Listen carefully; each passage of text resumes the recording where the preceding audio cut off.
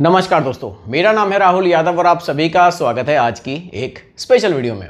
दोस्तों, अगर आप लोग म्यूचुअल फंड में इन्वेस्ट करना स्टार्ट करना चाहते हो तो सबसे पहले ऑप्शन जो आपको हर जगह सुनने को मिलता है ना दोस्तों, वो होता है एक इंडेक्स फंड। और लॉजिकली देखा जाए तो ये सही भी है, क्योंकि इंडेक्स फंड सिंपल है, ट्रांसपेरेंट है और बिगनर फ्रेंडली भी है। लेकिन प्रॉब्लम आखिर आती कहाँ है? प्रॉब्लम दोस्तों तब आती है जब आप एक्चुअल में इन्वेस्ट करने बैठते हो और फिर आपके इतने सारे ऑप्शंस आपके सामने आते हैं कि आप कंफ्यूज हो जाते हो। जैसे कि निफ्टी 50 आ गया, सेंसेक्स आ गया और निफ्टी नेक्स्ट 50 आ गया, और फिर कंफ्यूजन हो जाता है दोस्तों स्टार्ट कि कौन सा लूँ इनमें से, कौन सा बेटर है, कौन सा मेरे लिए सही है। और इसी कंफ्यूजन में दोस्तों बहुत लोग या तो डिले कर देते हैं या फिर गलत फंड को वो चूज कर लेते हैं। दोस्तों, आज की इस वीडियो में मैं आपको एकदम बिल्कुल क्लियर और प्रैक्टिकल तरीके से ये समझाने वाला हूं कि आखिर इंडेक्स फंड होता क्या है और टॉप 3 इंडेक्स फंड ऑप्शन कौन से हैं, उनका बिहेवियर क्या होता है और सबसे इंपॉर्टेंट बात, आपको कौन सा फंड चूज करना चाहिए। तो चलिए स्टार्ट करते हैं। दोस्तों, सबसे पहले एक बेसिक कंसेप्ट को यहाँ पर क्लियर करते हैं कि इंडेक्स फंड का मतलब आखिर होता क्या है। देखिए, सिंपल तरीके से समझते हैं। इंडेक्स फंड का मतलब है मार्केट को कॉपी करना। मतलब आप एक्टिवली स्टॉक पिक नहीं कर रहे हो, आप किसी फंड मैनेजर पर डिपेंड भी नहीं हो, आप एकदम सिंपली बोल रहे हो कि मैं मार्केट जैसा रिटर्न लेना चाहता हूं। अगर मार्केट ऊपर जाएगा तो आपका फंड भी ऊपर जाएगा, अगर मार्केट नीचे आएगा तो आपका फंड भी फिर नीचे ही आएगा। अब दोस्तों, यहाँ एक इंपॉर्टेंट चीज़ हमें समझनी है।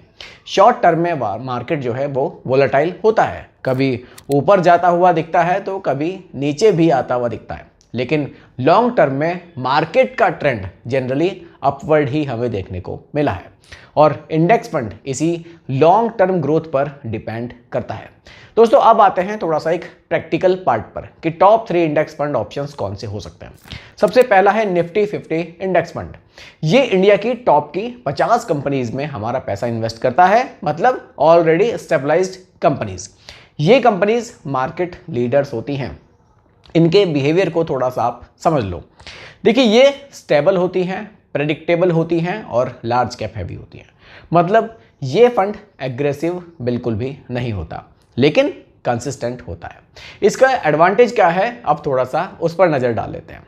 लॉन्ग टर्म में स्टेडी ग्रोथ, स्टेबिलिटी और लो वोलेटिलिटी कंपेयर टू अदर, इसलिए बिगनर के लिए ये बेस्ट स्टार्टिंग पॉइंट माना जा सकता है। लेकिन दोस्तों, एक लिमिटेशन भी है, उसको भी समझो। ये फंड आपको हाई ग्रोथ नहीं देगा। मतलब अगर आपको फास्ट रिटर्न्स चाहिए तो ये आपको थोड़ा सा स्लो लग सकता है। दोस्तों, दूसरे ऑप्शन पर बात करूं तो यह है सेंसेक्स इंडेक्स फंड। ये फंड टॉप 3 कंपनीज में इन्वेस्ट करता है, मतलब निफ्टी से थोड़ा सा कंसंट्रेटेड। प्रैक्टिकल डिफरेंस क्या है, थोड़ा सा उसको समझिए, बहुत ज़्यादा नहीं है। दोनों लार्ज कैप बेस्ड हैं और दोनों का जो बिहेवियर है वो एकदम सिमिलर ही आपको देखने को मिलेगा। इसलिए बिगनर के लिए निफ्टी या सेंसेक्स दोनों में से कोई भी चूज किया जा सकता है। अब तीसरा पॉइंट आता है दोस्तों, निफ्टी नेक्स्ट 50। ये उन कंपनीज में इन्वेस्ट करते हैं जो आज टॉप 50 में नहीं है लेकिन कल बन सकती हैं, यानी कि टॉप 50 के बाद की अगली 50 कंपनी। मतलब ये फ्यूचर लीडर्स हैं और इनका जो बिहेवियर है वो ग्रोथ पोटेंशियल है और वोलेटिलिटी इनकी हाई है और रिस्क भी थोड़ा सा हाई है। मतलब ये एग्रेसिव कैटेगरी में आप कह सकते हैं कि आते हैं। अब एक प्रैक्टिकल एग्जांपल से समझते हैं। निफ्टी 50 स्टेबल है, नेक्स्ट 50 एमर्जिंग कंपनीज है। स्टेबल कंपनीज स्टडी रिटर्न्स देती हैं और एमर्जिंग कंपनीज में ग्रोथ के चांसेस ज़्यादा होते हैं, लेकिन ऐसा ही रिस्क भी उसमें थोड़ा सा ज़्यादा मिलता है। दोस्तों, अब एक इंपॉर्टेंट सवाल को समझिए कि कौन सा हमें चूज़ करें। देखिए, सीधा सा समझते हैं। अगर आप बिगनर हो, निफ्टी 50 आपके लिए बढ़िया ऑप्शन हो सकता है। अगर आप थोड़ा सा एग्रेसिव हो तो निफ्टी नेक्स्ट 50 आप इसमें ऐड कर सकते हो। और अगर आप एक बैलेंस्ड अप्रोच लेकर चलना चाहते हो तो आप एक कॉम्बिनेशन भी यूज़ कर सकते हो, वो भी आपके लिए बेस्ट रहेगा। जैसे कि मान लीजिए 10,000 रुपये आपको इन्वेस्ट करने हैं तो 7,000 रुपये आपने निफ्टी 50 में डाल दिए और 3,000 निफ्टी नेक्स्ट 50 में डाल दिए। इससे होगा क्या, स्टेबिलिटी भी मिलेगी आपको और ग्रोथ के चांसेस भी आपको मिलेंगे। और एक इंपॉर्टेंट मिस्टेक है जो लोग करते हैं, उसको आप लोग समझ लीजिए। देखिए, लोग जनरली क्या करते हैं, 3 से 4 इंडेक्स फंड को अपने पोर्टफोलियो में ऐड करते हैं और सोचते हैं कि डाइवर्सिफिकेशन अच्छा हो गया।